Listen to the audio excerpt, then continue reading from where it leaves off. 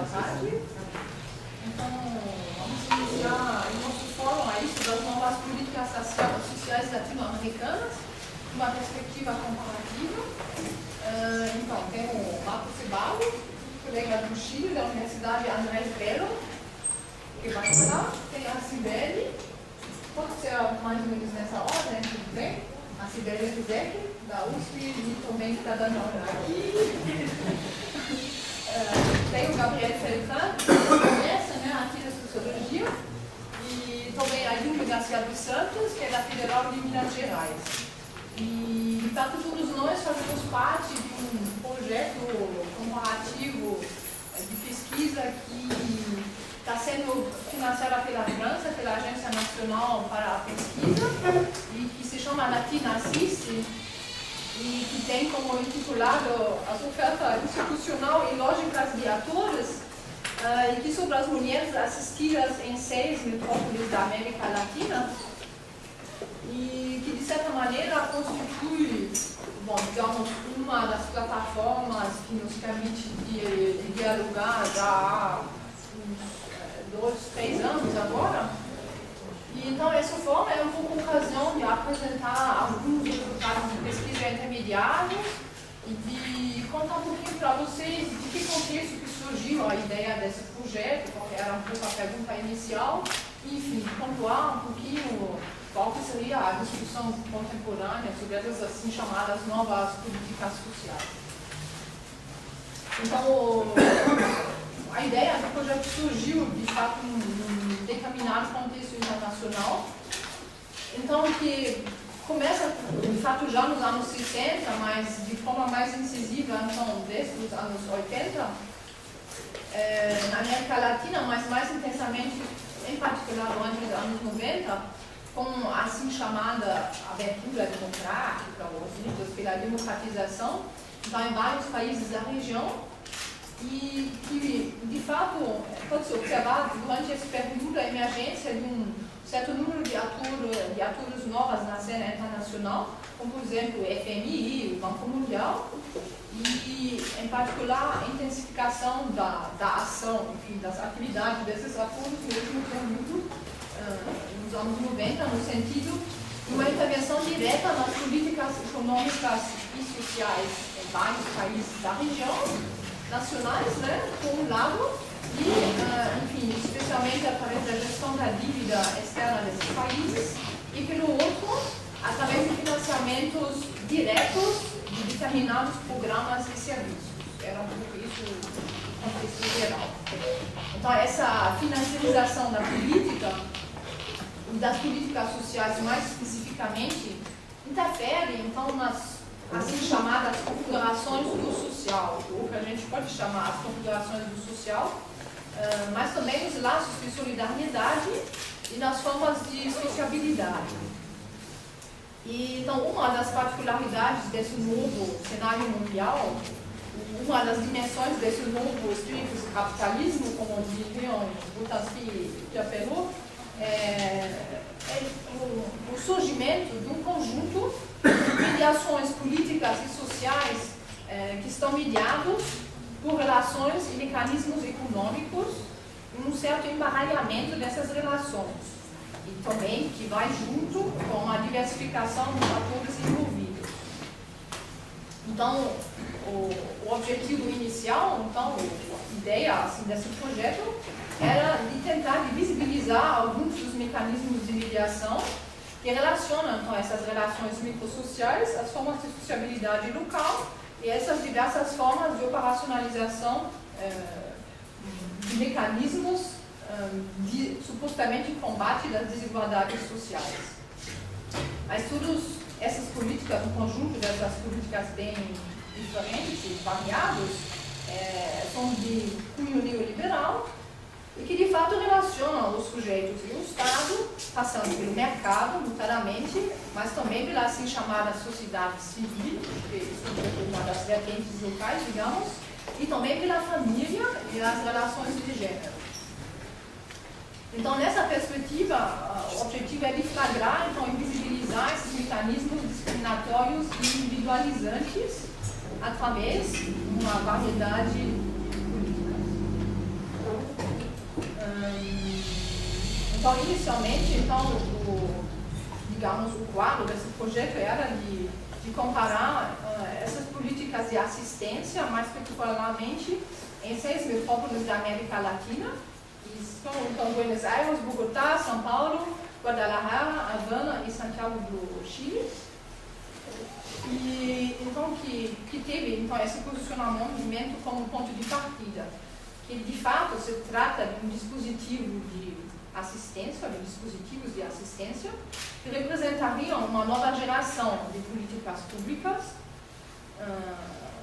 no qual participam um conjunto então, de atores institucionais públicos de diversos âmbitos territoriais, mas também organizações internacionais, nacionais, locais, privados, mercantis e não mercantis, e uma grande diversidade de atores públicos e privados chamados de intermediários.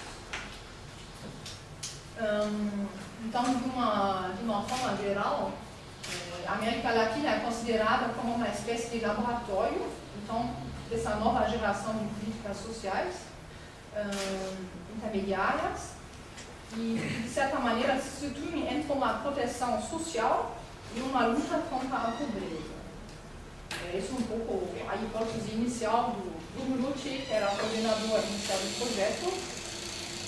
E então, conforme essa hipótese do trabalho, se tais políticas ou programas então, contribuem para a emergência de direitos, como o direito à assistência à saúde,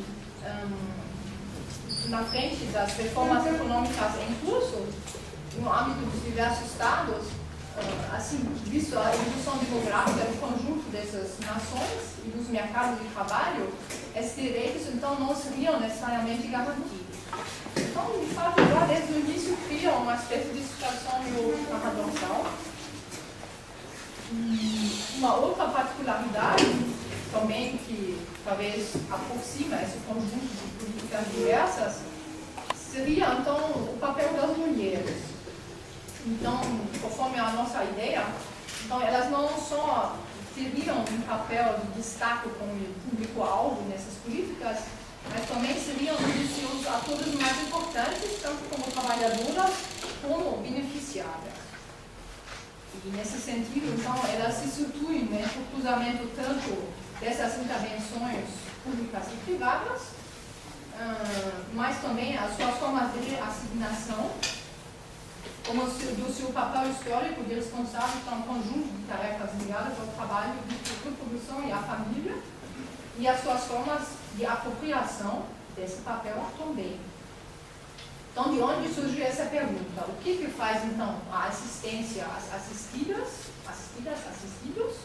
por beneficiárias, mas que também fazem essas assistidas com a assistência? Como se dá essa relação, uma relação de dois lados? Então, além dessas tendências então, internacionais e, assim, de suas formas de circulação, um outro eixo que a gente vai falar depois, um certo número de trabalhos recentes apontam, então, para a sua grande diversidade, tanto então, entre os diversos países, mas também no interior de cada país, e de onde surge, portanto, uma espécie de dificuldade de delimitação de um percurso, de uma história de transformação, de uma trajetória linear, assim, das políticas nacionais. Aí, especialmente, o Marcos Rivaldo vai falar sobre isso um pouquinho assim, né? Então, talvez, para vocês entenderem um pouquinho melhor quais são as nossas aberturas principais da produção de resultados, assim, até o momento.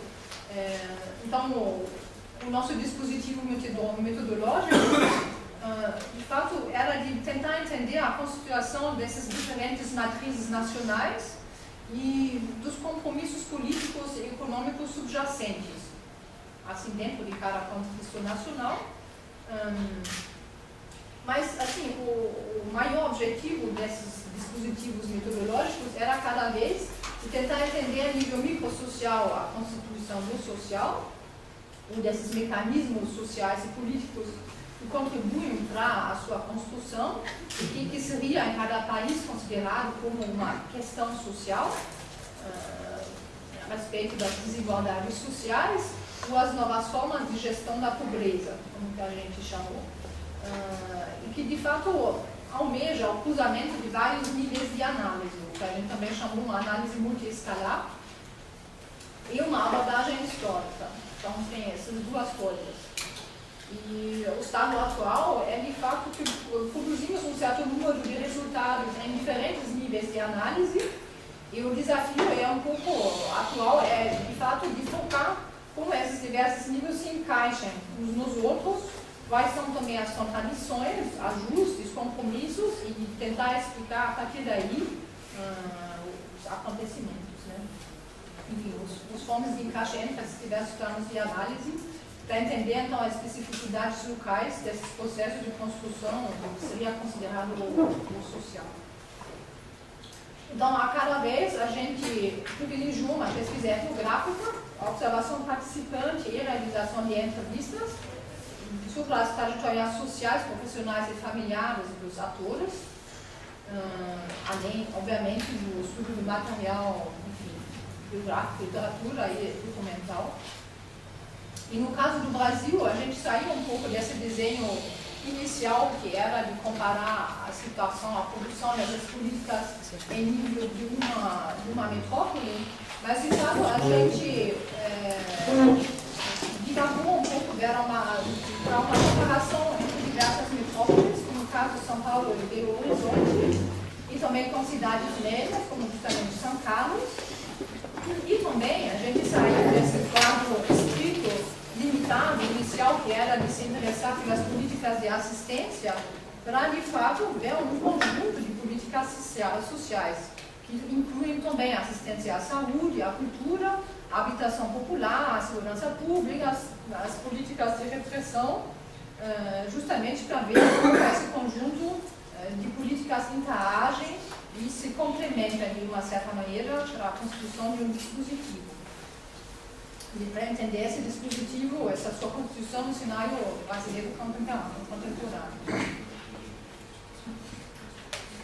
Então, a partir daí, eu vou tentar não me empolgar muito, então a gente chegou, eu vou dizer, em 3 níveis de análise principais.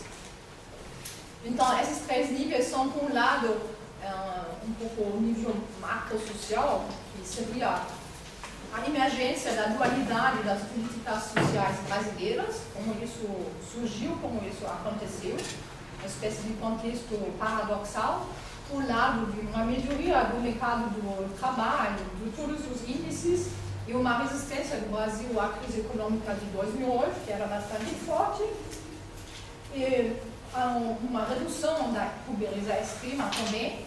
Mas, pelo outro lado, então, sobretudo, principalmente no período mais recente, enfim, a mercantilização e a financiarização, inclusive, das políticas sociais e, enfim, uma desigualdade social que resiste à redução da pobreza. Quer dizer que a desigualdade social sempre fica maior, mesmo se os níveis mais baixos e mais extremos de pobreza foram reduzidos. Então, isso era um pouco um paradoxo inicial que a gente queria entender, tanto a partir de sua abordagem histórica, acho que a Sibeli vai falar um pouquinho sobre isso também, como, então, no período mais contemporâneo, quais são, então, essas políticas, enfim, muito duais, de certa maneira, tem aquelas grandes políticas de desenvolvimento econômico, e, pelo outro lado, essas pequenas políticas pulverizadas, de microcrédito, de empreendedorismo, pode ser até de ajuda para a pequena agricultura familiar por um lado, pelo outro, é o agronegócio.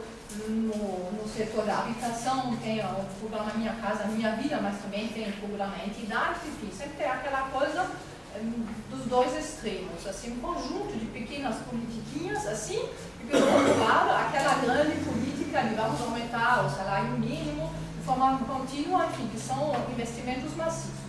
Então, de certa maneira, como explicar o surgimento e a legitimidade desse quadro ambíguo, de certa maneira. E aí, então, chegamos no nível dessas diversas políticas setoriais e de suas interações. Aí a Sibeli vai falar várias coisas, eu acho, sobre o embaralhamento justamente entre essas diversas políticas e como eles se completam. O Gabriel também vai falar um pouco sobre aquilo. E aí, mais particularmente, então, no setor da assistência e da saúde, a gente fez um campo em comum, por parte junto com a Júlia, sobre isso. Então, tem, por um lado, a profissionalização dessas políticas, que inicialmente eram muito matriçados, inspirados nos movimentos da reivindicação do acesso a direitos dos anos 80, e que, por parte, como no curso, por exemplo, do programa Saúde e Família, conseguiram um certo nível de implementação de direitos, mas, por exemplo, já no setor de assistência não era tanto o caso. E as últimas evoluções nesse setor em particular apontam para uma espécie de individualização e de subjetivação dessas políticas que vão na contramão da consolidação desses direitos. E aí a gente olhou mais no nível macro, justamente como, então, a generalização, por exemplo, da terceirização das políticas na assistência configuram um mercado profissional e qual o papel das mulheres dentro desse mercado profissional, por um lado, mas também dentro das famílias. Como que é que elas fazem esse laço e como assumem esse papel de mediação de uma certa maneira, e qual que seria o sentido político mais específico dessas políticas na prática, né, a partir de uma análise realmente da prática desses agentes. Então, eu acho que eu já vou passar a palavra para o Marco, então, para tentar mostrar um pouco esse contexto mais internacional, comparativo, o que tem como possibilidades de comparação de fato ou não. Aí depois vai ser a Cibele, o Gabriel e depois a Lili. Então, seu. Aí cada um vai falar por uns 15, 20 minutos para a gente ter o tempo mais para discutir, tá bom? Obrigado. Bom, eu vou falar em espanhol. Eu já sei que os públicos brasileños compreenden el español, a condición de que yo haga un esfuerzo de modular, ¿sí?, lo mejor que pueda. ¿Sí? ¿Se entiende? Okay. Lo que yo voy a plantear es una lectura macro sobre estas nuevas políticas sociales a un nivel latinoamericano y tratar de entender entonces dónde se inserta este fenómeno micro que se observa a través de la etnografía de estas políticas sociales que denominamos nuevas y por qué las denominamos nuevas, dónde está lo nuevo y dónde no está lo nuevo. Voy a organizar la presentación en 3 partes. En una primera parte voy a pasar por encima del problema de la política social en América Latina en los últimos 30 años. No voy a analizar la política pública de los 30 años, sobre eso hay bastante literatura. Me interesa problematizar aquello. En segundo lugar, voy a problematizar las nuevas modalidades de hacer política social en América Latina, concretamente en torno a una forma, a un mecanismo, que es el que conocemos como los Conditional Cash Transfer Program, los programas de transferencias monetarias condicionadas, Bolsa Familia, Chile Solidario, Oportunidades en México, Bolsa Escola, etcétera, etcétera, ¿sí? Que es una modalidad, una arquitectura que se transforma en una forma dominante y que tiene muchas mutaciones. Tampoco voy a describirlo, hay mucha literatura al respecto, voy a problematizarlo. Y por último quiero plantear entonces bajar este análisis macro a un nivel más micro, a un nivel más etnográfico, más de la vida cotidiana, y poder plantear desde ahí cómo es que se producen procesos de adecuación, de adaptación, de negociación, de diálogo entre los sujetos en sus espacios cotidianos de vida y las políticas como interfaces o como grandes definiciones sobre la realidad. Partamos diciendo entonces que la literatura sobre la política social en América Latina constata desde hace ya mucho tiempo atrás grandes y profundas transformaciones en los últimos 30 años. No es correcto decir, cuando analizamos los ajustes estructurales, las reformas estructurales de los años 80, de los años 90, las privatizaciones, la retracción del Estado social, etc. No es correcto decir que aquí lo que hubo en América Latina fue una transformación de la economía que impacta en las políticas públicas y en las políticas sociales. Lo que corresponde más bien decir es que lo que hubo en América Latina fue una transformación del arreglo social, de nuestras sociedades, ¿sí? Del arreglo, del pacto, que nos mantenía unidos de cierta forma y estructurados y organizados de cierta forma. Entonces, no es que las reformas estructurales hayan impactado sobre las políticas sociales, sino que las políticas sociales son un elemento central de esta transformación del arreglo.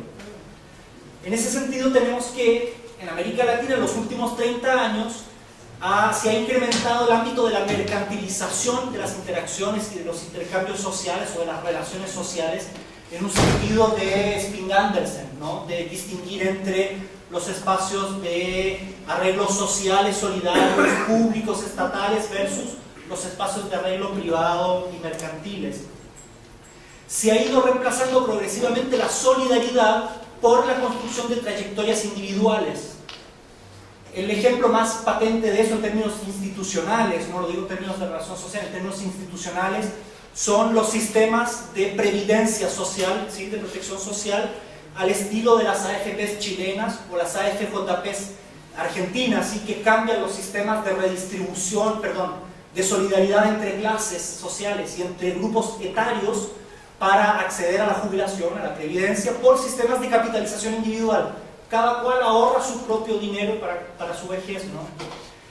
En que el Estado ha cedido el rol al mercado como el asignador de recursos y por lo tanto de bienestar, o, acompañado de aquello, el surgimiento de nuevos procesos de exclusión social. Con todo, entonces, lo que tenemos es que la mutación de las sociedades latinoamericanas es la mutación de un pacto social que estaba reflejado en su política social. Por lo tanto, cuando analizamos la mutación de la política social en América Latina, no es un aparato institucional que estamos observando la totalidad del lazo al interior de nuestras sociedades. Y en ese sentido, la política social deja de ser el instrumento a través del cual el Estado mediaba en la relación entre sociedad y sujeto, que es el arreglo estadocéntrico, desarrollista que predominó durante el siglo XX y que es una función de la integración social que desde pensadores de la sociología estructural funcionalistas u otros, ¿no? Como Klaus Hofer, Habermas, Parsons, etc., se observó que era un elemento estructurante del lazo social, lo mismo que la regulación del espacio del trabajo, empleo. En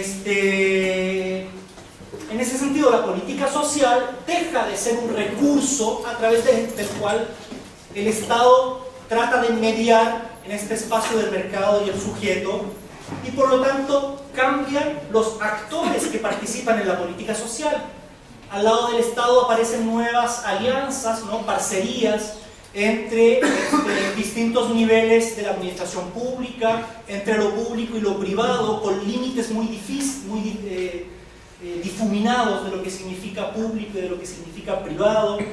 También la aparición de ONGs como actores prioritarios de la política social, ONGs de distinto puño, mercados, nuevos mercados de lo social, mercado de la salud, mercado de la educación, pero también los mercados de la moral, un poco, ¿no? En la línea de lo que trabaja, por ejemplo, Isabel, en torno a todo este fenómeno de la terciarización, pero también nuevos actores a nivel de lo transnacional, que dialogan con lo nacional, con lo local, etc.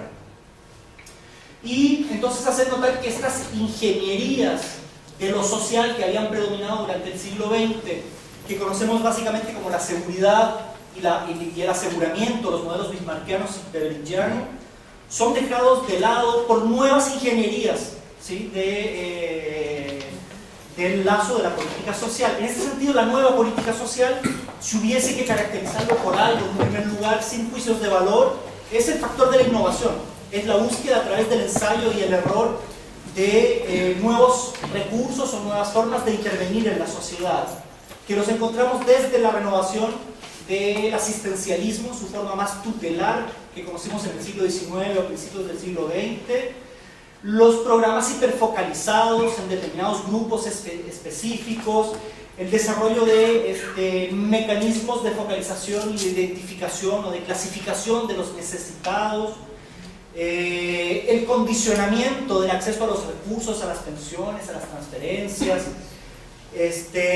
los subsidios indirectos, etcétera, ¿no? Hay un gran campo de innovación en que se rompen las formas tradicionales, en que el Estado recurría para intervenir en procurar un lazo social, y hay nuevos actores y hay nuevos mecanismos de llevar a desarrollo aquello, ¿no?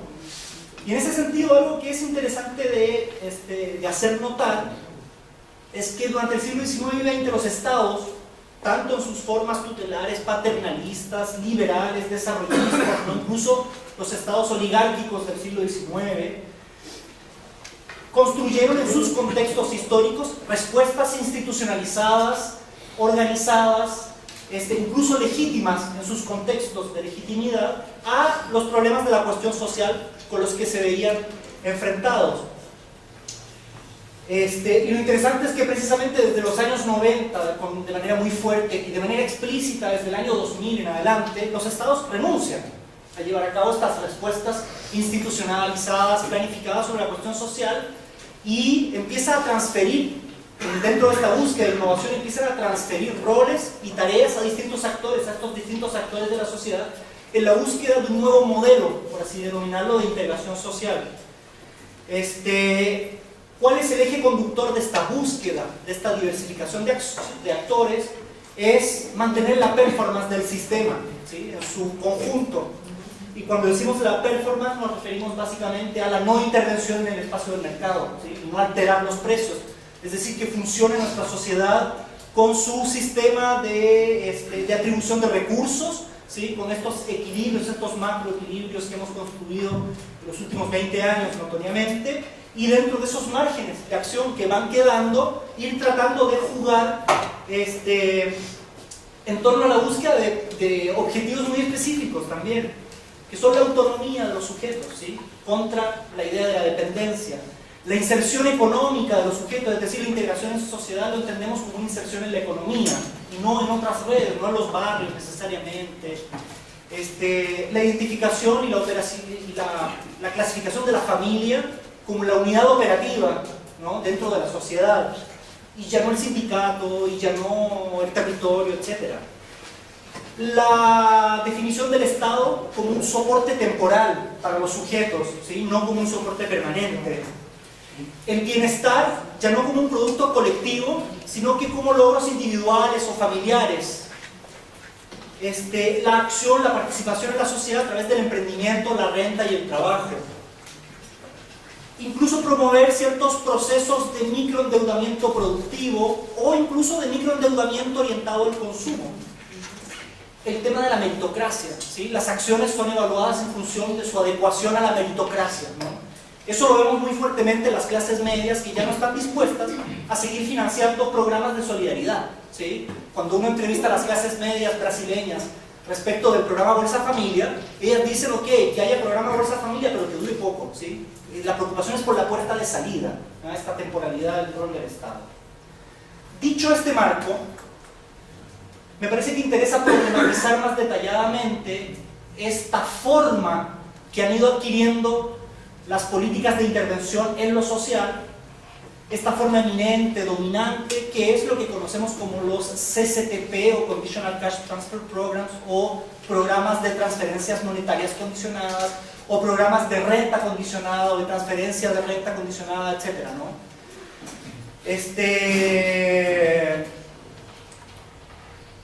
Es interesante, en primer lugar, constatar que hay multiplicidad de programas que han sido clasificados bajo esta etiqueta, ¿sí?, y que son muy disímiles unos de otros. Actualmente en América Latina, todos los países de América Latina, salvo Cuba, tienen algún programa de transferencias monetarias condicionadas. Las transferencias monetarias condicionadas están ya instaladas en Asia, en las principales economías emergentes de Asia.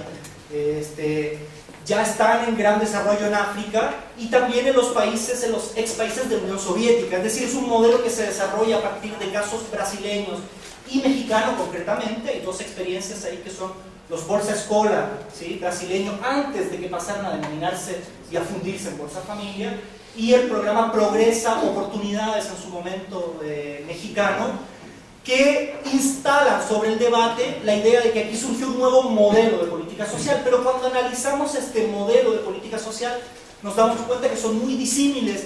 Entonces, lo primero es analizar, bueno, ¿dónde está esta noción de modelo? En primer lugar, este tipo de programas que propenden a transferencias de cash versus la oferta, el desmedro de la oferta de servicios básicos, educación, salud, etcétera, no obstante, favorece el aumento de la demanda, son muy pequeños en términos de gasto público social en todas nuestras economías. Bolsa Familia representa más o menos el 0,6% del PIB de Brasil actualmente, entre el 0,6 y 0,7%. Chile Solidario en Chile representa el 0,1%, incluso menos del 0,1%. El más grande de estos programas es un programa argentino, programa Jefes y Jefas de Hogar Desocupado, ¿sí? Desempleados, que hoy en día ya está en retroceso ese programa, que el año 2006 alcanzó el pic de 1,4% de su PIB. Piensen que en Brasil los BPC, que cubren a una décima parte, más o menos, de la población que cubre Bolsa Familia, abarcan más del 10% del PIB, ¿sí? Perdón, del gasto público social, pero que viene siendo algo así como el 8% del PIB relativo. Entonces, lo interesante es decir, bueno, ¿por qué son un modelo? Si en estricto rigor los países siguen gastando más dinero en los viejos sistemas de previdencia, ¿no? de previsión social. Pues son un modelo porque son, son aquello que está instalado sobre la agenda, es aquello de lo que se habla, ¿sí? Es ahí donde está su valor de modelo, está su valor emblemático en términos de discurso. Nadie vota por Lula por el BPC, el año 2006, ¿sí? Todos votan por Lula, a pesar de que gasta más dinero en BPC, todos votan por Lula, o un porcentaje que ha sido estimado un 30% del voto efectivo de Lula en 2006, se explica por Bolsa Familia, ¿sí? Vamos a entrar un poco más en ese tema. Lo que quiero plantear con ello es que acá hay un modelo desde el momento en que hay actores que plantean que existe un modelo, ¿sí? Es una cuestión fenomenológica, no es una cuestión objetiva en ese sentido. Hay algunos que han tratado de vincular este nuevo modelo de política social a planteamientos muy antiguos de Tomás Moro o de Bertrand Russell, ¿no? Respecto del derecho a pertenencia. Pertenecer políticamente a una comunidad significa tener asegurado el bienestar dentro de esa comunidad. Si una comunidad no asegura el bienestar de alguien, pues lo está excluyendo políticamente, en términos de ciudadano, ¿no? Todos conocen el proyecto de renta ciudadana de Eduardo Suplicy, ¿sí? Que, dicho sea de paso, es promulgado por Lula, llegando al gobierno casi simultáneamente con la promulgación de la ley de Bolsa Familia, lo que permite, en el caso brasileño, construir una idea que hasta no hace mucho tiempo prácticamente todo el mundo la repetía en Brasil, de que Bolsa Familia era la primera etapa de este proyecto de renta ciudadanía, o que Suplicy era más o menos el autor intelectual de Bolsa Familia. Hoy en día, cuando Suplicy vuelve a poner hace 2 o 3 años atrás su proyecto original en el Parlamento, ¿sí? Queda claro pues, que no tenía nada que ver un proyecto con el otro, ¿sí? Lo que hay ahí es una construcción de sentido. Lo que quiero plantear con esto, finalmente,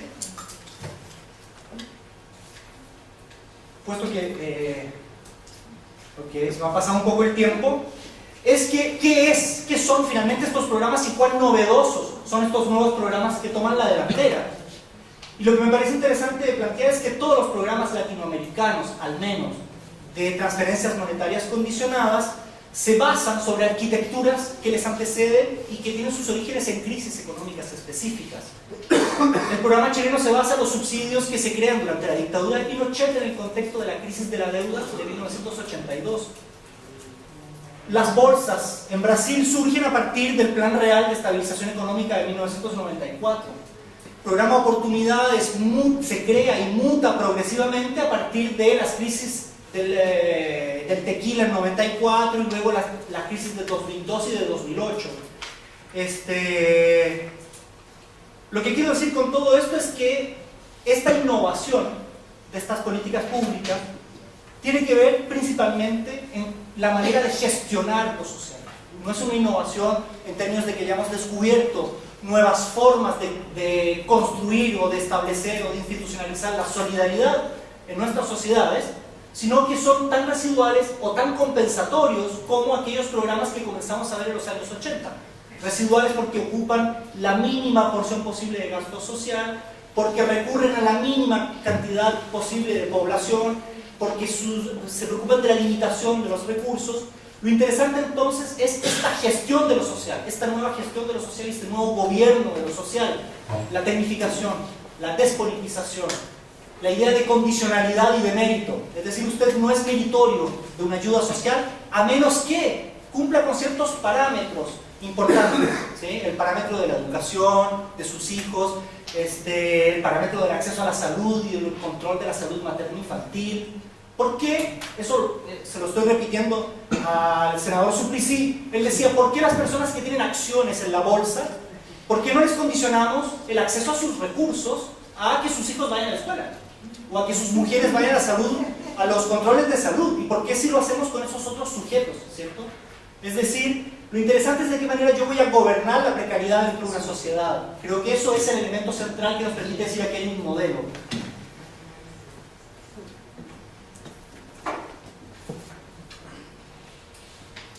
Y por lo mismo, al plantear aquello, de qué manera yo gobierno lo social dentro de una sociedad, es que yo entiendo que gobernar lo social dentro de una sociedad significa insertarme en ese espacio histórico y sobre todo en ese espacio paradigmático específico. Hoy en día las sociedades consideran, en un contexto de desarrollo del neoliberalismo y de la mercantilización de las relaciones sociales, consideran anormal generar relaciones que no estén mediadas por los recursos y la producción. Y por lo mismo, cada política social se inserta dentro de un contexto específico de construcción de su realidad. Es decir, cuando analizamos una política social debemos entender que están determinadas social e históricamente, porque es lo decible y qué es lo pensable en una sociedad en un momento dado, y en ese sentido la definición de necesidades en nuestras sociedades hoy en día está muy limitada. Un minuto. Okay. Para cerrar, ¿no? Para no dejar abierto, lo que me parece interesante entonces es cuando uno baja este análisis, esta lectura o esta construcción macro sobre las políticas sociales a los sujetos, ¿sí? A los trabajadores sociales, pero también a los beneficiarios y sobre todo a las mujeres beneficiarias de la política social. ¿De qué manera uno va identificando en sus maneras de interactuar con estas interfaces, ¿sí? Con estas políticas públicas, con estas caras visibles del Estado? Uno de qué manera va identificando la presencia de paradigmas de lo social en su sentido histórico y en su sentido determinado, ¿no?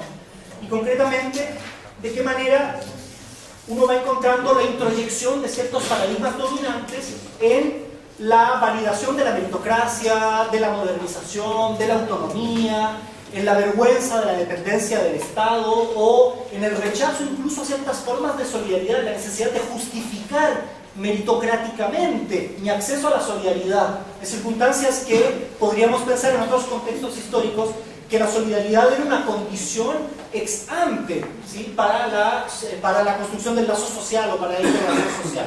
Había solidaridad porque se entendía que ese era el modo como debían funcionar ciertas sociedades particularmente rasgadas por el liberalismo del siglo XVIII y XIX. Lo que tenemos hoy entonces son sociedades igualmente rasgadas, ¿sí? por estas nuevas formas de liberalismo y que sin embargo rechazan la solidaridad porque ponen por delante el individualismo, el mérito individual, la meritocracia, ¿cierto? Incluso ciertos factores de competitividad. Para concluir, hay una cosa que creo que es transversal a muchos de nuestros terrenos de investigación y que lo hemos encontrado, y que es cuando los beneficiarios de estas políticas sociales, ¿sí? que son por lo demás los más pobres de entre los pobres de nuestras sociedades, rechazan de ser clasificados de pobres y consideran que hay alguien que merece más que ellos, ¿sí? estas políticas sociales. ¿Sí? Creo que es un elemento muy decidor un poco de esta nueva configuración finalmente, que de lo que nos habla es de un nuevo arreglo social. Las políticas sociales son en este momento un espejo de un nuevo arreglo social individualista, competitivo, y que en el largo tiempo se hace insostenible en términos de sociedad. Eso es. Gracias.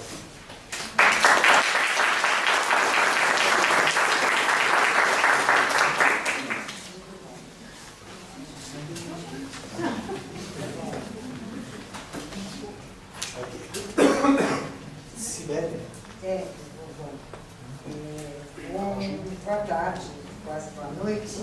Obrigada, Marcos, acho que você abriu uma vertente muito interessante. E eu queria falar um pouco dessa transição. Nós temos, se a gente volta para os anos 80, um ideal dos direitos e da cidadania que foi se transformando entre os anos 80, fim dos 90, 2000, em políticas sociais. Nós não discutimos mais direitos ou cidadania, nós discutimos políticas públicas e políticas sociais. Há aí uma guinada muito importante. Por quê? A literatura aponta um pouco uma questão que as assistentes sociais chamam de assistencialização dos direitos. Então, o que era direito vira assistência. Né? São dois registros, completamente diversos. Tá? Financiarização, por causa da enorme presença dos fundos públicos, né? E da disputa por fundos públicos na financiarização, no financiamento dessas várias dimensões das políticas sociais. Monetarização, né? Então você tem transferências monetárias condicionadas de renda, são transferências monetarizadas, né? Tecnificação, né? Um conjunto de mediações e novas formas de regulação, enfim, isso é um pouco o campo novo, ou seja, dos novos desafios que a gente vai ter que pensar nessa dimensão, dessa passagem dos últimos 30 anos. Eu faço parte de um centro, alguns de vocês conhecem, é o Centro de Estudos de Direitos da Cidadania, cujo nome ficou inteiramente anacrônico. O que dos direitos? Nesse quadro, é muito interessante pensar que o meu centro, inclusive, eu vou falar um pouco dele, inclusive porque o meu centro está dividido bastante radicalmente, e essa divisão nos mantém. E é muito interessante, porque essa divisão começa a constituir um campo no qual as políticas sociais brasileiras fazem sentido. E esse campo é o campo dos dois governos Lula e do governo Dilma. Enfim, nós estamos discutindo, vocês imaginam, uma fronteira de guerra entre o Chico de Oliveira e o André Sintra. Né? A crescida do bolo, ficou legal. São três posições diferentes, mas isso está sendo interessante porque a gente está começando a mapear uma coisa que eu acho muito importante para a gente fazer essa discussão no caso brasileiro. O que será que a gente consegue entender, o que será que caracteriza de fato os dois governos do Lula, não que eles sejam homogêneos, enfim, e o governo Dilma. O que é um Brasil governado pelo Partido dos Trabalhadores? Né? O que é isso que o André chamou de lulismo? Então a gente está identificando no campo crítico, uma discussão crítica, não necessariamente antipetista, mas crítica, a posição do André Singer, que é a de que o governo Lula é um governo de arbitragem, tá? A posição do Chico de Oliveira, que vai identificar a questão dos fundos e dos sujeitos, que ele chama de sujeitos monetários sem dinheiro, enfim, toda uma discussão em cima da CUT, do Previ, dos investimentos dos fundos públicos, e a discussão proposta pelo Boito de que esses governos são governos burgueses, ponto final. Eu não vou fechar essa discussão porque ela não pode ser fechada, ela não pode ser concluída, né? Mas se a gente pega um pouco, nessa medida, a questão da construção da realidade das políticas sociais no Brasil, a gente pode trabalhar com algumas dualidades que são muito interessantes e que ora apontam para um autor, para uma dessas posições, ora para outra. Por exemplo, se a gente pegar a política agrária brasileira, né? Então, assim, você tem um amplo apoio ao agronegócio, que é fundamental para a política de exportação, câmbio, etc. Tá? E você tem o PRONAF, que vai financiar a agricultura familiar. Né? Se a gente pega o investimento de um e de outro, a gente vai ver que há aí, né, o agronegócio e o PRONAF. Aí você tem uma reforma enorme das leis trabalhistas, com uma proposição de regulação do trabalho, uma regulação bastante tensa, bastante problemática, e economia solidária. Aí a gente tem o Minha Casa Minha Vida construtoras, bilhões, e o Minha Casa Minha Vida entidades. Que pior ainda, eu achava que era uma divisão, não é, porque trabalho exatamente como hoje, com Minha Casa Minha Vida construtora. Dentro disso, a gente ainda tem o Bolsa Família com as suas condicionalidades, com uma proporção bastante pequena de investimento também e outras meios. Bom, isso para constituir um quadro, tá? Que eu acho que pode começar a nos indicar alguns caminhos para pensar o que são as políticas sociais brasileiras e qual é o seu sentido macro e micro. Essa é uma grande discussão, quer dizer, como é que faz a transição do macro para o micro? Como é que a gente pensa esse sentido econômico, político, certo? Como é que a gente vai lá para as Tiradentes e vê como é que funciona isso, né, na vida dos beneficiários, dos intermediários. Bom, então, se a gente, em última instância, vai tentar pensar isso pensei até agora no macro. Se a gente pensa no micro, zona leste da cidade de São Paulo, o que acontece? Aí o que acontece é um modelo de gestão de fato. Um modelo de gestão bastante mais sofisticado do que parece. Porque, entre outras coisas, uma das coisas que a gente conseguiu detectar em campo, e eu acho que a Isabel tem tudo a ver com isso, né? Foi um conjunto de privatizações cruzadas, absolutamente surpreendentes. Então, o que a gente conseguiu entender nas zona leste da cidade? Atenção, gente, isso dizia respeito aos governos PSDB, mas o governo do PT não desmanchou. As OS, as terceirizações de saúde estão absolutamente intactas, acrescidas no programa Mais Médico. Então, não vou discutir o programa Mais Médicos aqui, mas enfim. O que acaba acontecendo? Acaba acontecendo que a saúde da cidade de São Paulo, nas suas várias dimensões, a atenção primária, secundária, está terceirizada. Então, a cidade de São Paulo foi loteada por um conjunto de OS e os CIPs, organizações sociais, organizações que terceirizam os equipamentos e os programas. Tá? Esses processos de terceirização conferem territórios inteiros a entidades. Então, no caso da Zona Leste, eu vou falar aqui, no caso do texto que vai ser publicado, eu chamei de OSMX, mas na verdade é a Santa Marcelina, né, que privatizou e que gere todos os níveis de atenção na Zona Leste da cidade de São Paulo.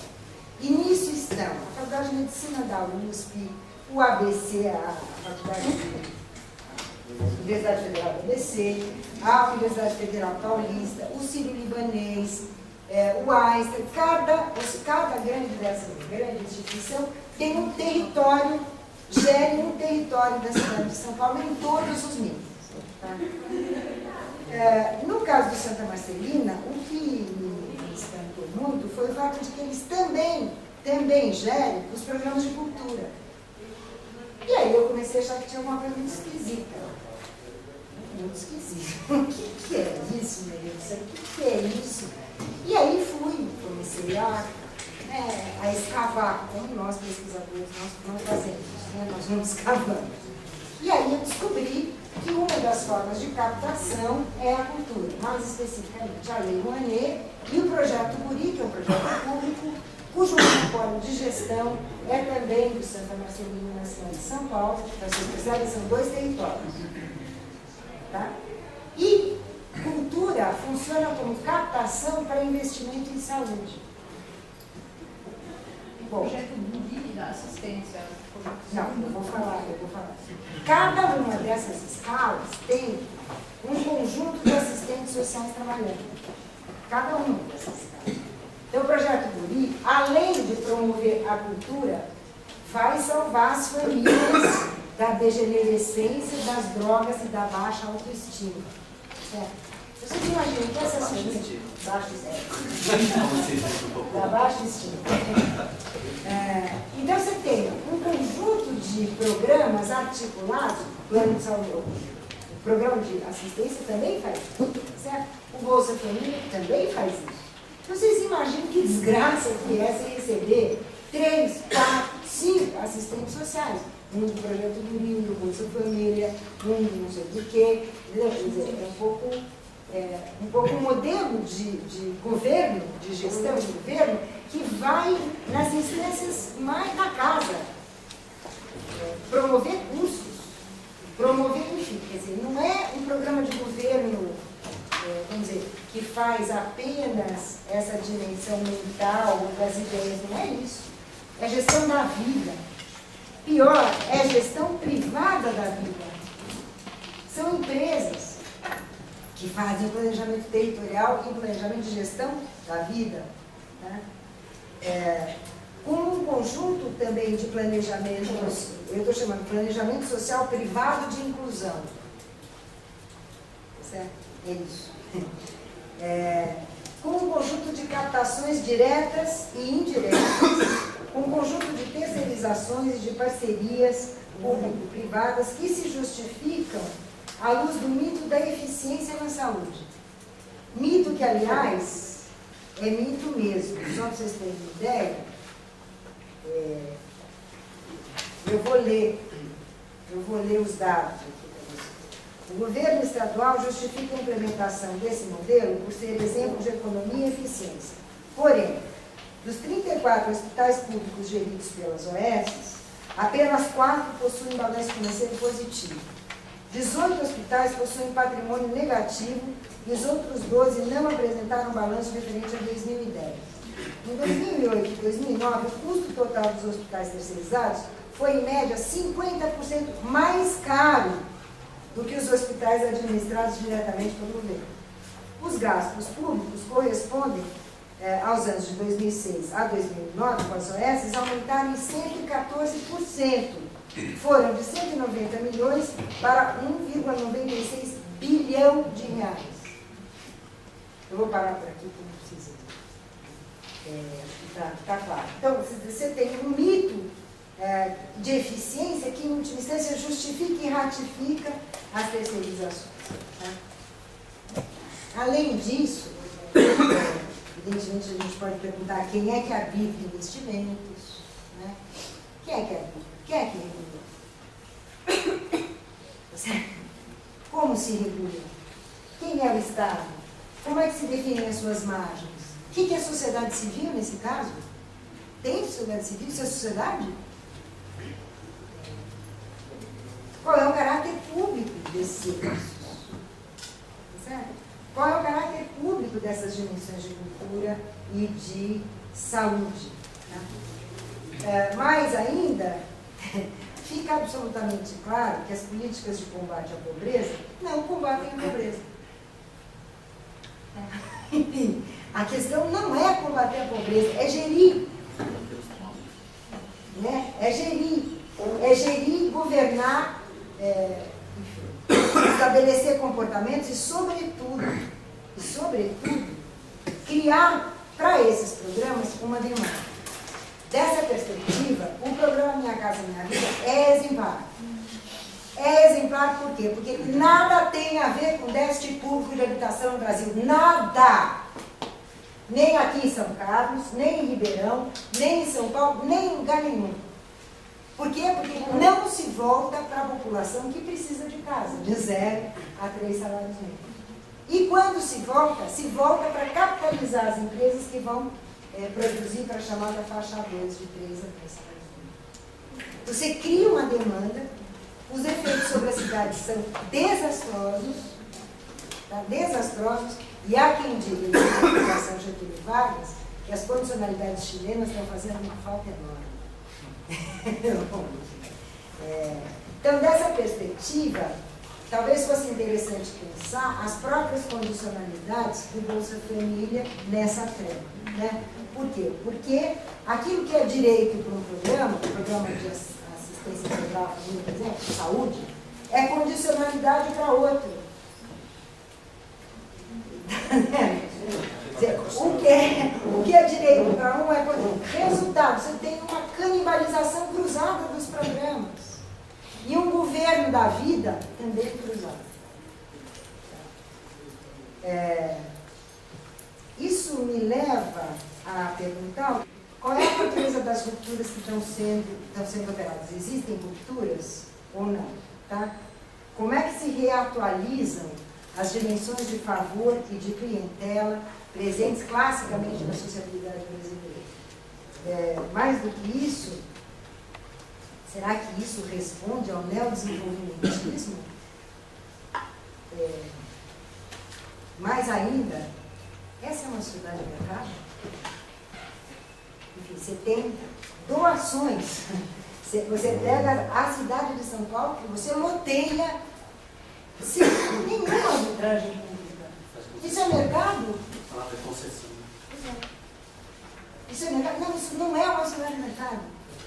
Então, a própria binaridade Estado-mercado está completamente contaminada por esse miolo de formas de governamentalidade, de formas de controle, de formas militarizadas, muito frequentemente, de controle das populações pobres, que, em última instância, servem, sem dúvida, a grandes circuitos de acumulação, a grandes circuitos de agenciamentos para além do combate à desigualdade.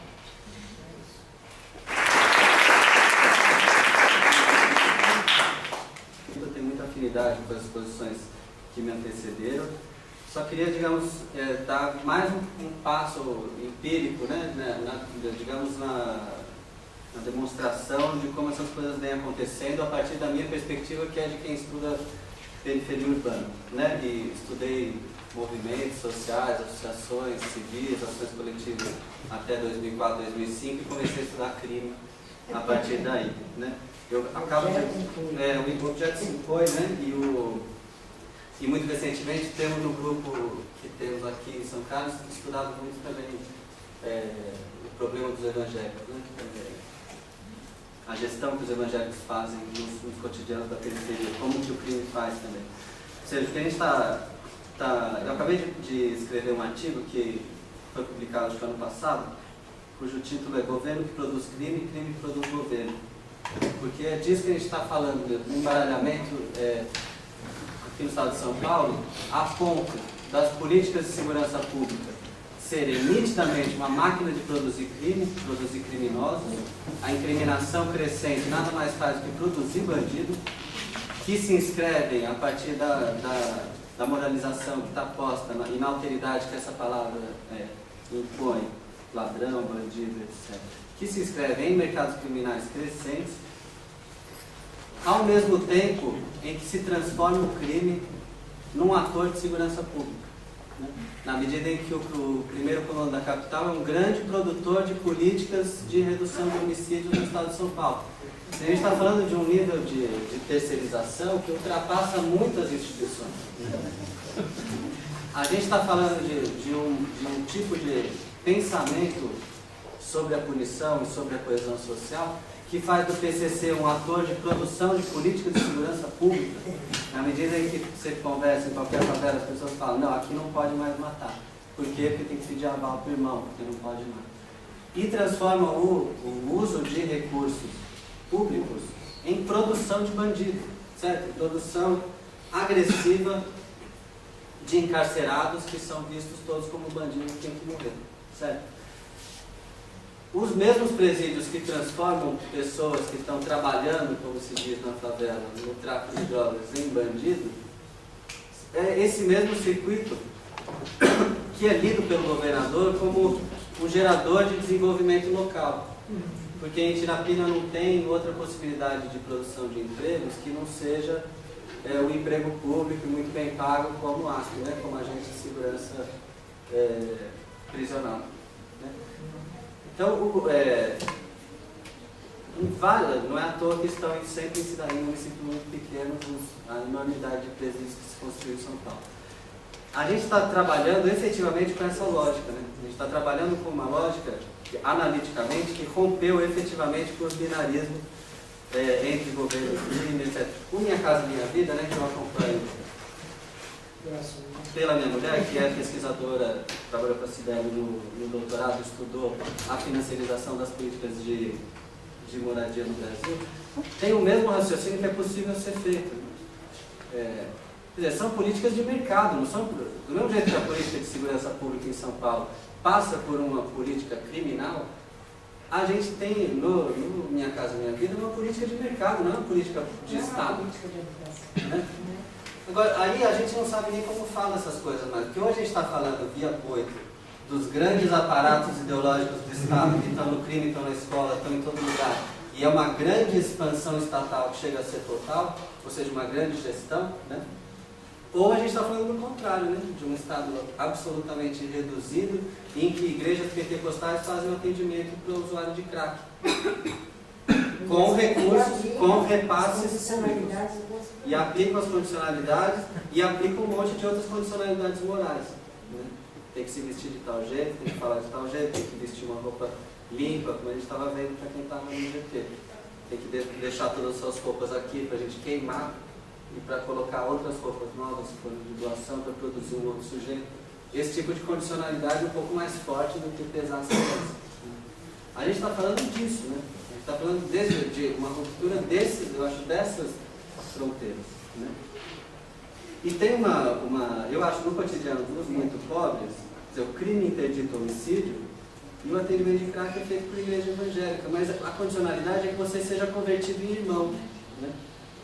Tem eu acho que aí a gente perdeu efetivamente a capacidade, como o léxico político tradicional, Estado, sociedade, mercado, movimento, ONG, civismo, ações civis, ações estatais, etc. Esse léxico não diz mais nada, né?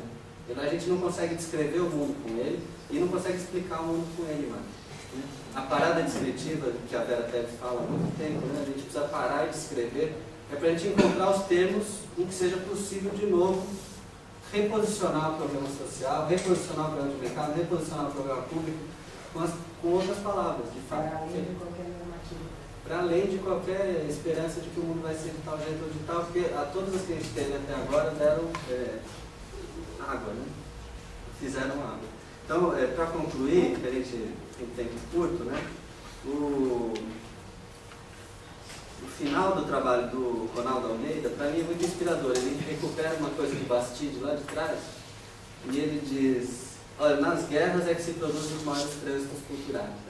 E eu acho assim, a guerra ao crime é uma transformação do crime e uma criminalização do Estado ao mesmo tempo. A transformação do crime em gestor e uma criminalização do Estado como produtor de crime. Tem uma funcionalidade entre essas coisas. Como a grande batalha contra o Feliciano reforça o fundamentalismo que está por trás dele. As estratégias ultra punitivas que estão sendo postas em prática, elas funcionam para produzir elementos puníveis. Eu acho que a gente tem que trabalhar em outra lógica, e essa lógica não tem muito segredo, é a lógica da política, é lá de trás. A lógica da política pública deve ser uma lógica de política e publicidade, ou seja, construção de espaços efetivamente de reconhecimento do outro. O que a gente vem caminhando é para uma lógica de alteridade radical, cada vez mais forte. O Noia não é um sujeito que quer fazer tais coisas, ele é uma essência. Como o bandido é uma essência, como o crente já é uma essência. E quando a coisa vira um tratamento, viver entre sujeitos essenciais, isso dá em genocídio, isso não dá em democracia, né? Eu acho que o caminho que a gente trilha nos últimos 15 anos é nesse vetor. Felizmente estamos longe disso, mas sim, são coisas de aniquilação, nos termos do Leonardo, para falar daqui a pouco, de aniquilação do outro. A gente tem produzido isso, mas não só em relação ao crime, temos produzido do crime em relação ao Playboy também. Temos produzido em múltiplas direções, né? Do moderninho frente ao Feliciano e vice-versa. A gente tem produzido alteridade radical cada vez mais, né? E eu acho que esses processos que estão nessas falas são os geradores disso, são construtores disso. Obrigado.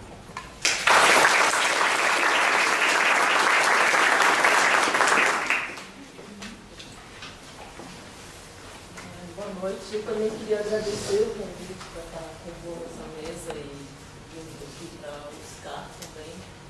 É bom ter integrado então, esse projeto latinacista desde o começo, também integrando com a pesquisa que eu iniciei desde o doutorado na periferia de São Paulo, sempre com as mulheres, na perspectiva de uma análise de gênero, e as novas configurações familiares.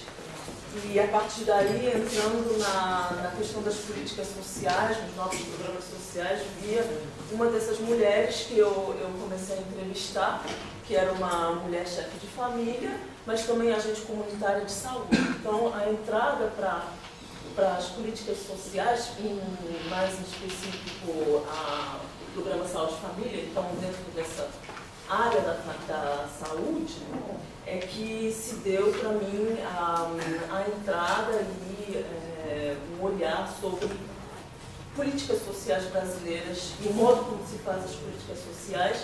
E dentro dessa constatação ficou muito evidente a presença das mulheres, né? E como é sexuado a gestão, tanto a gestão como também a recepção das políticas, né? Então, tanto do lado da oferta como do lado da demanda dos usuários, tem esse viés sexuado muito centrado na atuação das mulheres, uma atuação central das mulheres, e principalmente quando se fala de assistência básica, né? Quando a gente passa por um patamar que aí é classificado em termos técnicos, né, utilizado pelo Ministério do Desenvolvimento Social, da Saúde, do Ministério da Saúde, quando trata-se de média e alta complexidade, aí já eu não entrei nesse patamar, nesse nível, mas também dialogando com os colegas, vejo que aí, principalmente quando trata-se de moradores de rua, em situação de rua, aí existe uma presença muito grande dos homens. Bom, então eu voltando para o meu campo, que é o atendimento às famílias, né? Então tem essa visada familista, a assistência básica, a intervenção que o Estado chama de, tanto na área da saúde como da assistência, quando a gente percebe assim, todos esses programas sociais, os ditos novos programas sociais, tem uma visada familista, né? Então são denominados Programa Saúde e Família, Programa Bolsa Família, Serviço de Atendimento Integral à Família na área da assistência, que é o mais novo programa, né? Tudo então tem essa entrada a partir da família. Mas a família aqui não é neutra, né? Não é nem homogênea, na verdade existem membros da família, existem atores sociais diversos, existem relações de poder muito marcadas, na verdade, e também perpassando pela divisão sexual do trabalho, que aí hierarquiza homens e mulheres, né? O papel da mulher, o papel do homem, e conta-se então, dentro desse desenho, dessa arquitetura dos programas, conta-se muito com a disposição feminina do cuidado, né? Então, tanto do lado da oferta, que seria, na verdade, as trabalhadoras de base, as trabalhadoras de ponta, as agentes comunitárias de saúde, as agentes de proteção social, principalmente, eu falo do feminino justamente porque a grande maioria é composta por mulheres, apesar de homens estarem presentes também mais na área da assistência do que na da saúde, mas aqui eu vou estar falando de mulheres, pela massiva presença delas. Eu queria falar então como se opera isso e qual é a produção social local dessa relação entre essas mulheres de ponta, né, das trabalhadoras de rua, ou trabalhadores de ponta, trabalhadores, agentes sociais de ponta, né, street level bureaucrats, nos termos de Michael Lipsky, como elas interagem, né, com as usuárias, então a ponta receptiva, né, que seria as mulheres responsáveis pelos programas cadastradas e que atendem e respondem pela família, representam a família.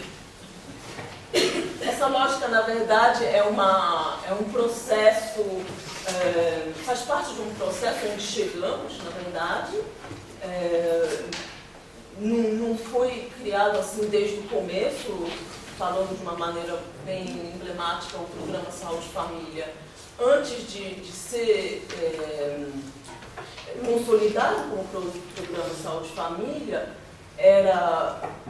se denominava, na verdade foi criada a partir de uma ideia muito mais comunitária, né, de iniciativa das lideranças comunitárias que estariam representando a comunidade dentro dentro da ideia de trazer os problemas da comunidade para o poder público e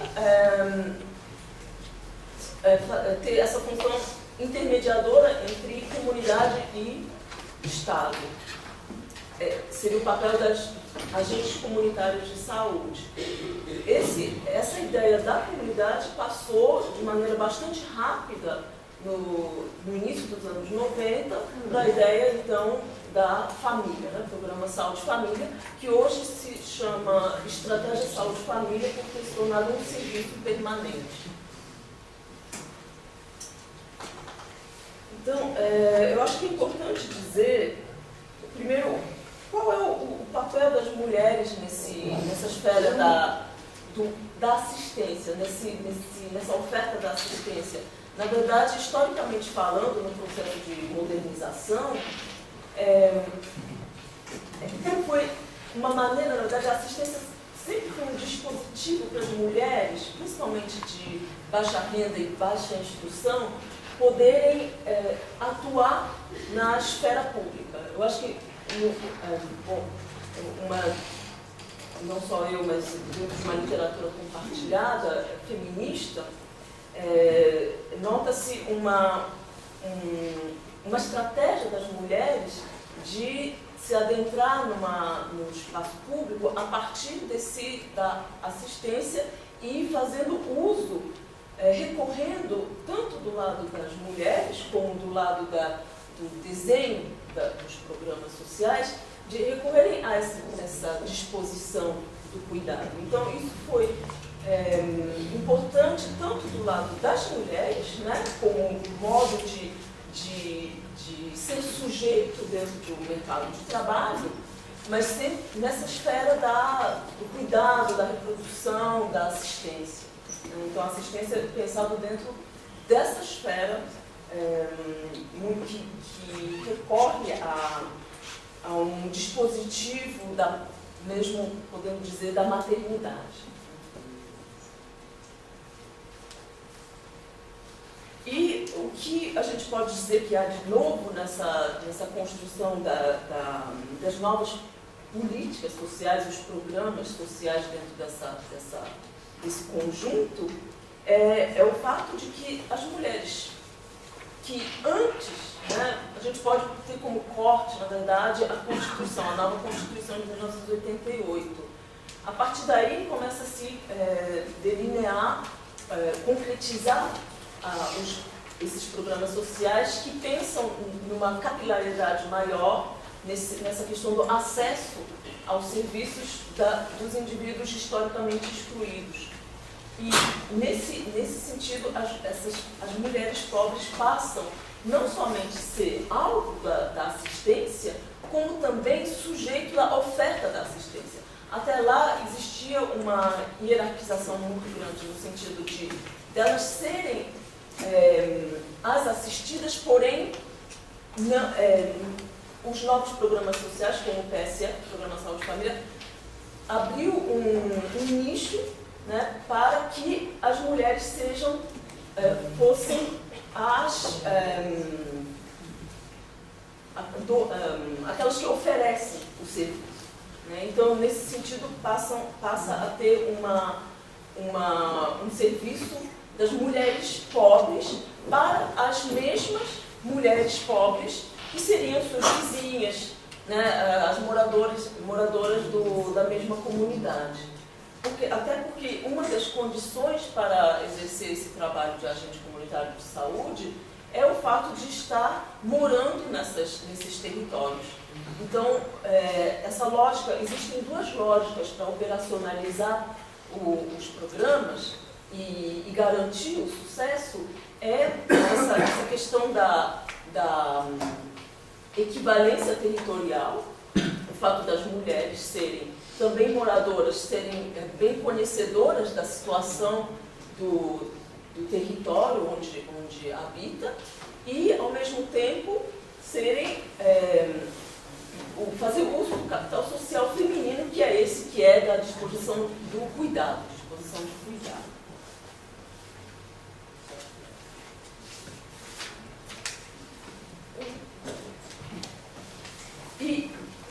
Mas aí a gente questiona muito, dentro dessa incursão junto com a Isabel no campo, qual é o papel dessas mulheres de fato, né? Elas devem cumprir uma agenda muito puxada, né, de produção das visitas domiciliares, produção de grupos, oficinas, enfim, garantir em número, tornar visível, né, em termos de número, em termos quantitativos, o quanto o programa atende a população, né, tanto na área da saúde como na área da assistência. E de fato, com esse trânsito e esse próprio trabalho das mulheres, nesse processo de visitar as famílias, fazer esse vai e vem entre as sedes, né, os postos de saúde, ou então as ONGs de referência das assistências, elas ganham visibilidade, reconhecimento, tanto da comunidade como das equipes profissionais. Mas, ao mesmo tempo, elas fazem parte, dentro da hierarquia das equipes profissionais, um nível mais baixo, né, o salário mais baixo, sem perspectiva de mobilidade profissional, internamente falando. O trabalho é extremamente árduo, altas exigências em relação à escolaridade, em relação ao fato de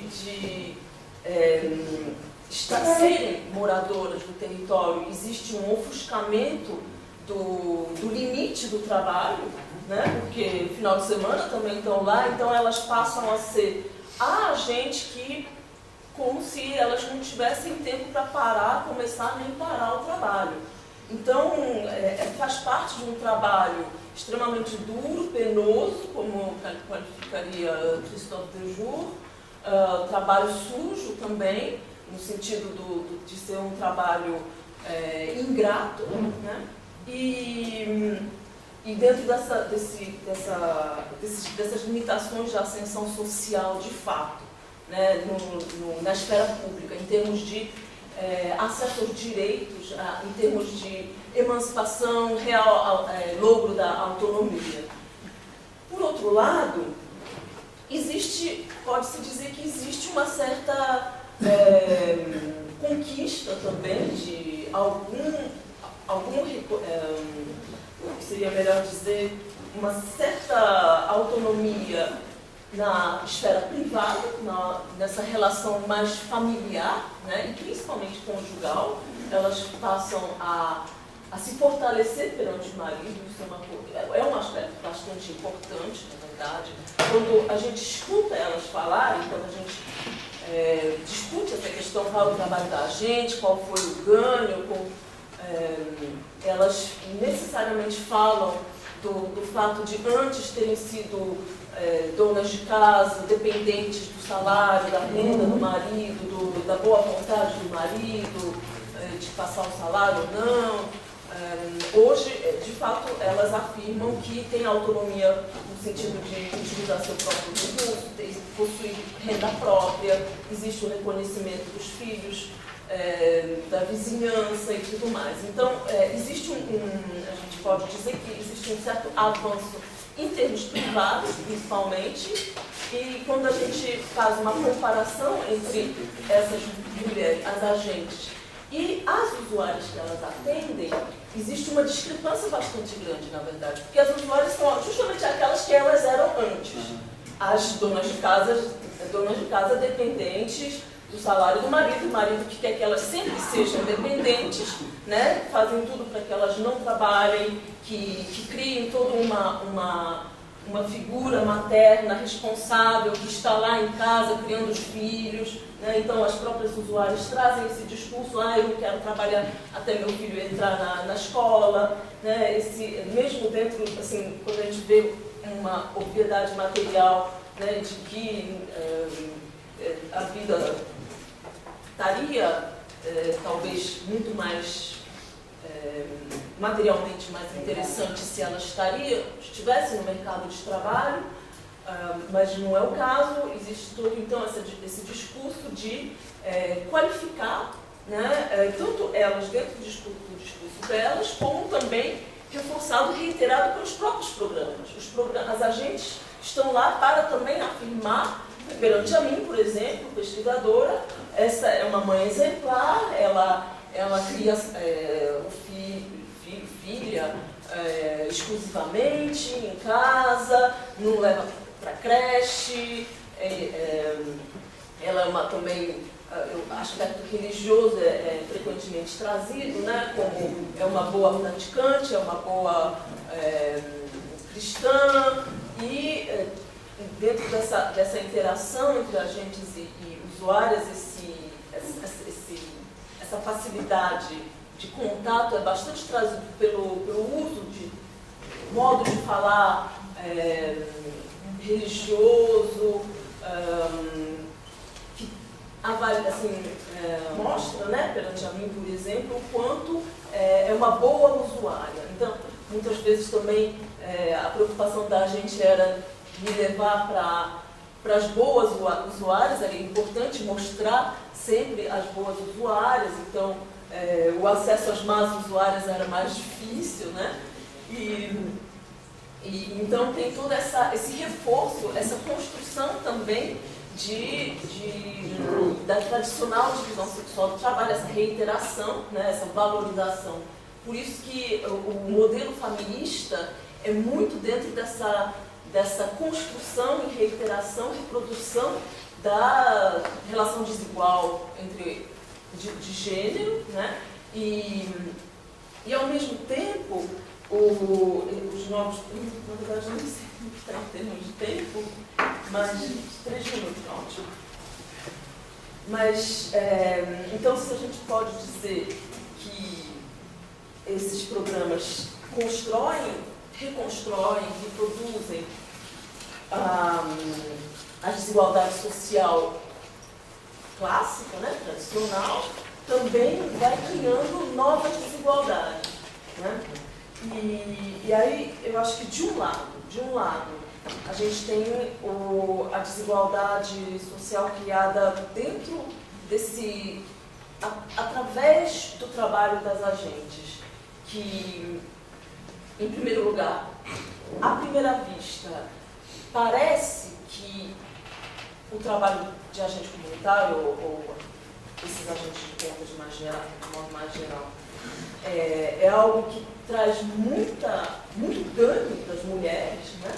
Mas, de fato, quando a gente faz uma análise mais minuciosa, a gente vê esse contraste.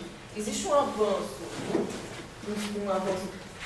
importante na esfera, nas relações privadas. No entanto, em termos mais políticos e em termos de atuação na esfera pública, o avanço é muito pequeno, né? Muito pelo contrário, existe uma reprodução da não ascensão social, não acesso aos direitos da população pobre, da população de baixa qualificação, de baixa instrução. Então, isso de um lado, e de outro, em relação a esse contraste entre as agentes, né, que, de certa forma, têm acesso ao mercado de trabalho, né, e as usuárias que elas atendem, que justamente permanecem em casa, permanecem dentro dessa lógica da divisão sexual do trabalho.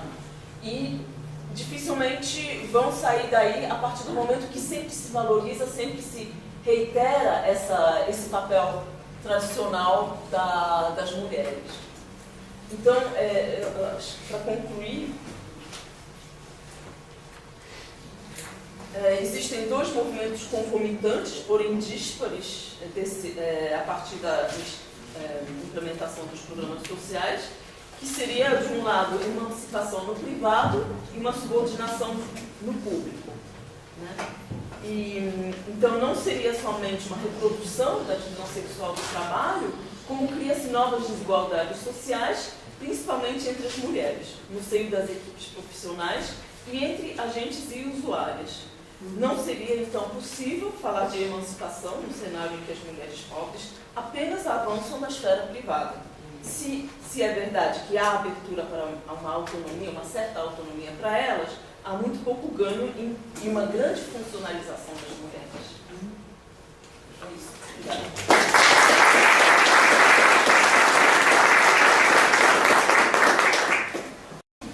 Me chamo Márcio, sou aluno da pós-graduação daqui da UFSCar, aluno do doutorado.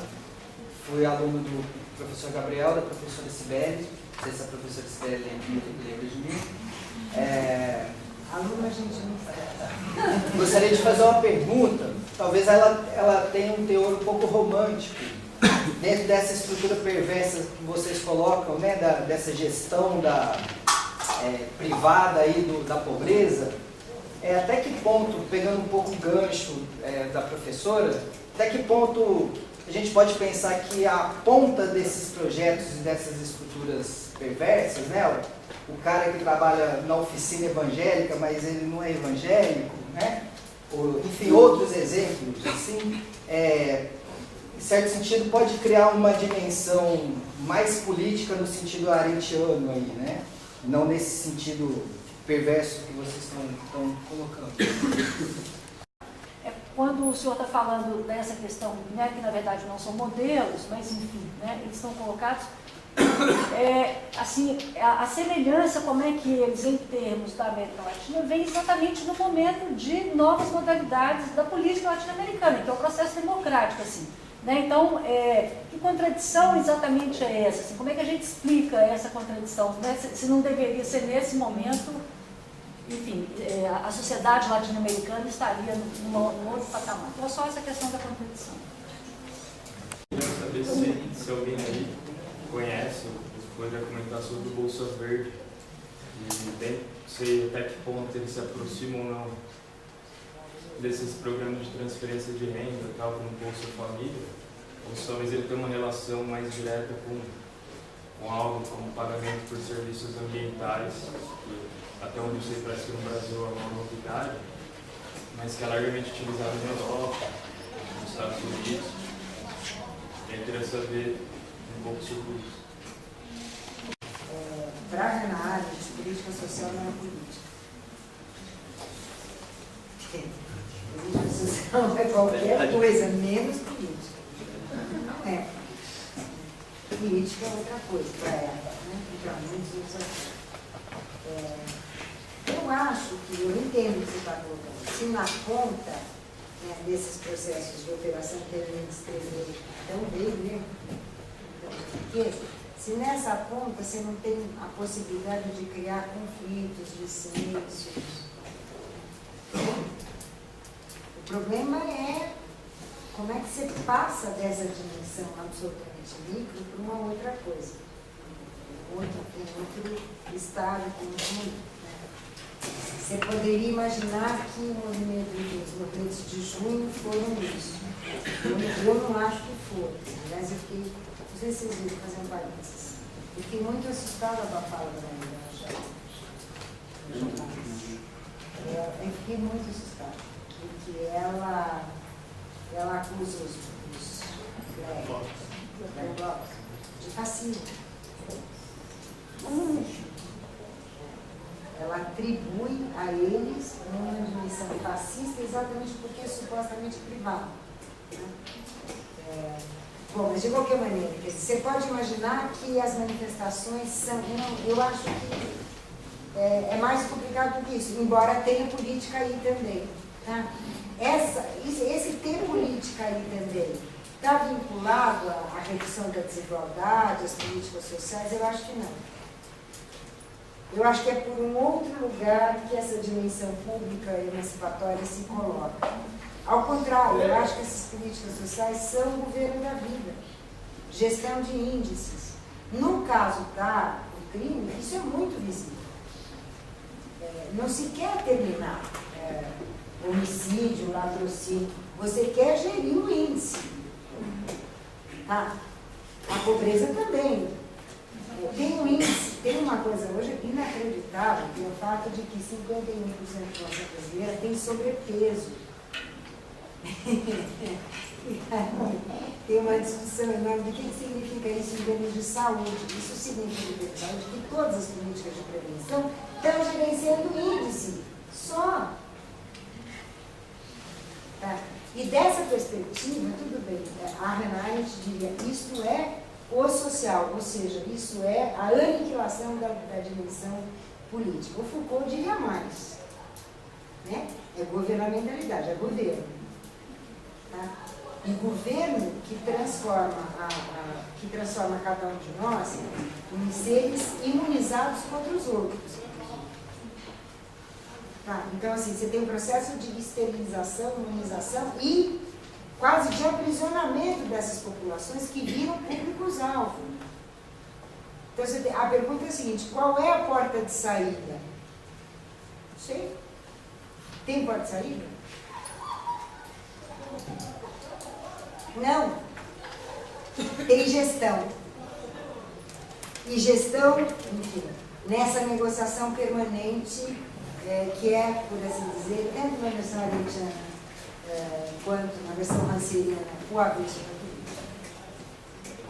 Para Foucault não, porque para Foucault a política é a guerra que continua em outros meios. Então, é política no pior sentido, né, da expressão.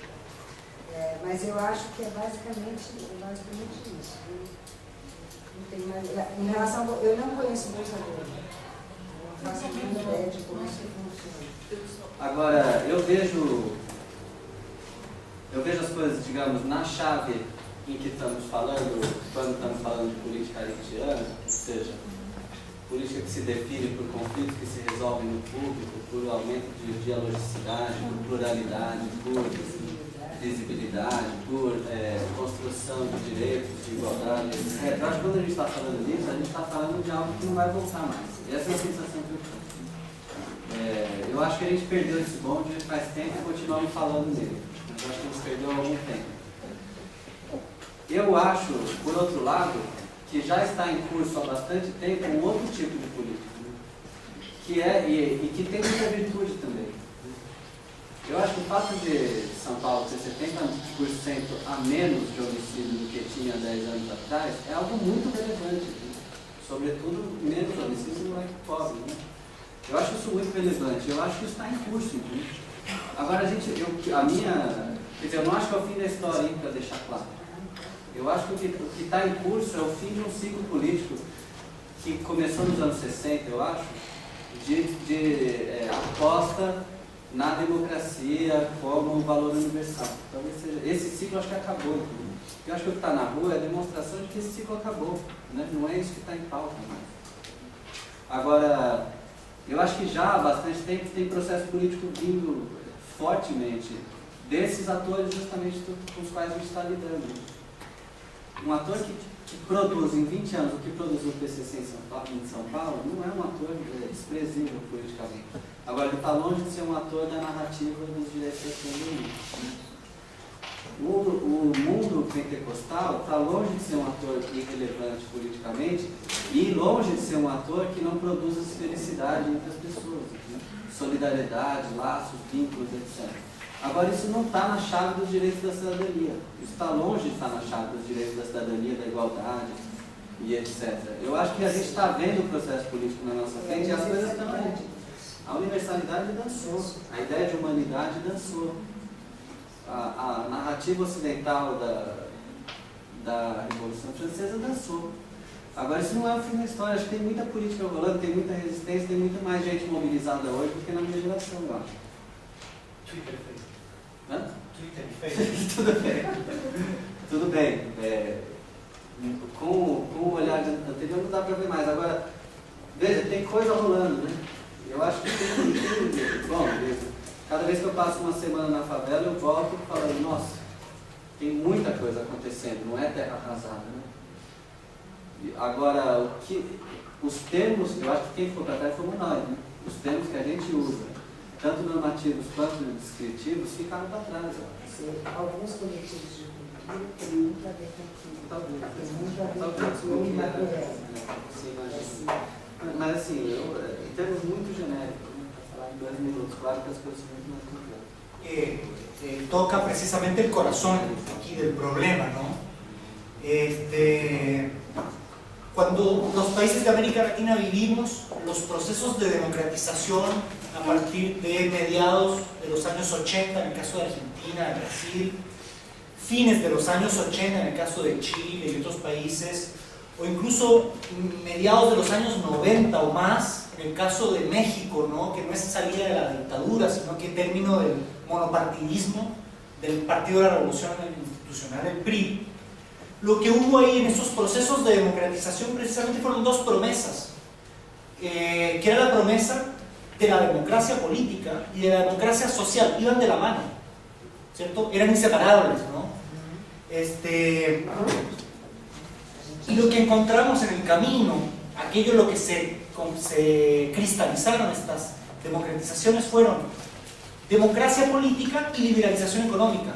¿Sí? Y no llegó finalmente esta democratización social o justicia social o democratización económica.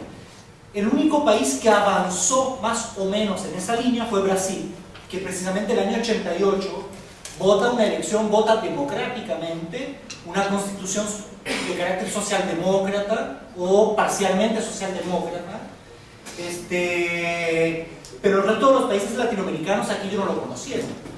Y la constitución socialdemócrata brasileña, por así denominarla, se concreta en términos de política pública el año 1993 a través de las leyes orgánicas de asistencia social, las LOAS, ¿sí? Las LOAS lo que construyen es un sistema de incorporación en el bienestar económico, ¿cierto? A través del aseguramiento garantizado por el Estado para 2 categorías principales, que son los viejos, que no tienen derecho a las jubilaciones, los idosos sin jubilación, perdón, y los enfermos, ¿sí?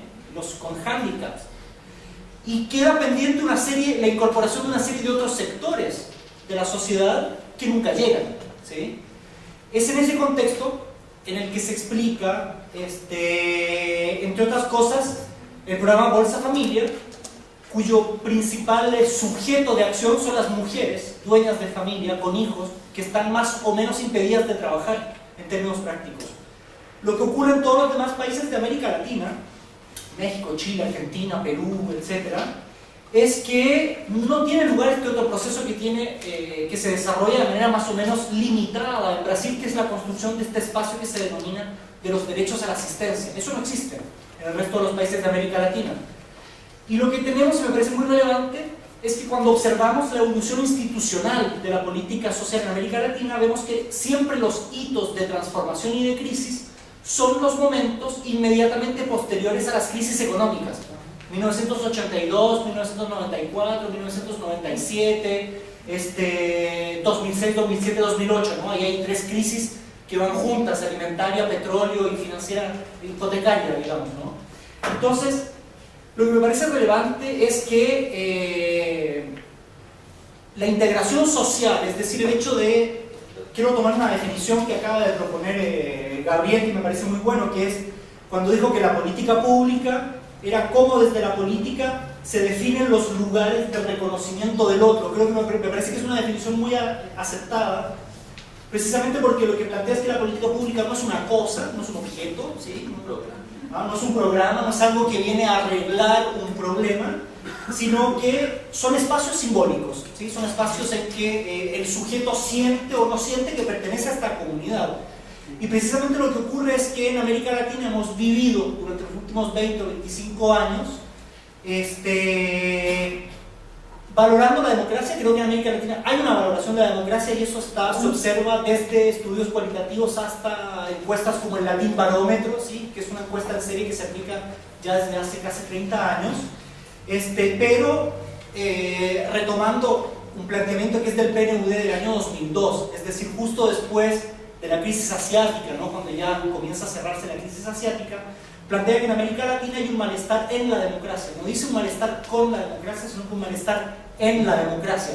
Y es que esta democracia, finalmente, no ha asegurado ciertas formas de integración simbólica que deseamos, ¿sí? Deseamos poder elegir a nuestros alcaldes, a nuestros gobernadores, sin duda que sí. También deseamos poder controlar ciertos procesos de exclusión que viven nuestras sociedades en el mundo del trabajo, en el mercado, en lo medioambiental, en la educación, en la salud, en los miedos, ¿no? En la delincuencia, en el narcotráfico. Queremos poder participar de esos procesos que ya no son solo procesos de participación formal en la democracia, sino que son procesos de tomas de decisiones políticas y que son procesos de control de otros espacios y control, concretamente de regulación del espacio económico, ¿sí? Y me parece que ahí es donde hay una deuda, es decir, la contradicción, como bien lo planteas, existe en la realidad, no en la idea, ¿cierto? Existe en esta realidad y aflora de manera crítica en contextos de crisis particularmente notoria. No es casual que sea en este contexto en el que surjan en Brasil las protestas en Río de Janeiro y otras ciudades que hemos visto los últimos meses y que han llamado mucho la atención de la comunidad internacional, ¿no? No es casual que en Brasil ocurriera justo antes de la venida del Papa, es decir, hay una ciudadanía que está buscando espacios, fracturas para poder plantear estas contradicciones, precisamente. Y parte de estas contradicciones creo que tienen que ver con el hecho de que el Estado ha renunciado progresivamente a su capacidad de regular el espacio de la reproducción económica y de poner de imponer ciertas formas de control ciudadano a los espacios de la reproducción económica. Entonces, el tema de la alteración de los espacios, del aménagement du territoire, ¿cómo llamarías? De la planificación de los espacios, ¿no? El tema de la regulación del trabajo, el tema de los costos de salud, ¿sí? Entonces, lo que ocurre acá me parece que es un círculo virtuoso, me parece a mí, ¿no? Lo esencial es que estas políticas sociales, que son extremadamente reducidas, extremadamente limitadas, que tratan de generar mucho más impacto simbólico que impacto material, ¿no? En Chile desde hace 10 años se dicen 2 años más acabamos con la pobreza. Jamás vamos a acabar con la pobreza, es un hecho. Mismos presidentes, cuando asumen el poder, dicen en 2 años más y al cabo de 2 años dicen, bueno, denme 2 años más, ¿sí? Denme 4, denme 6. Entonces, estas políticas lo que buscan finalmente es actuar sobre este espacio simbólico pero de manera muy vacía, ¿sí? Y por lo tanto me parece que la ciudadanía está reclamando progresivamente contra esa contradicción. La promesa de inicio de los años 90, ¿sí? Es, volviendo para cerrar la idea, es entonces esta promesa de democratización política y de justicia social, y lo que encontramos desde los años 90 en adelante es democracia política con desregulación económica, ¿sí? Con liberalización económica, y hubo una apuesta en que las ciudadanías decidimos jugar el juego, de decir, bueno, ya llegará el momento en que a través de la liberalización económica sea que yo logre incorporarme los frutos del desarrollo, y por lo tanto se construye una suerte de ciudadanía del consumo también. El consumo es un modo de participación en la sociedad, y cada vez que aparecen las crisis económicas y que no puedo pagar la hipoteca, que no puedo pagar la escuela de mis hijos, que tengo que cambiarme del sistema privado de salud al sistema público de salud, etcétera, es cuando surge esta crisis por una democracia social, que me parece que es precisamente el aspecto crítico del modelo. Muito obrigada pelas discussões gigantes. Eu acho que eles estão buscando um novo objeto, de certa forma. Isso aqui é só a conclusão. Qual que seria a nossa plano de referência e a maneira. E também, eu acho que é interessante essa discussão, porque mostra um pouco essa necessidade de confronto de diversas pesquisas, inclusive para atualizar o nosso próprio vocabulário e as nossas categorias de análise. Muito obrigada, eu acho que a gente tem que pegar a van, andar, e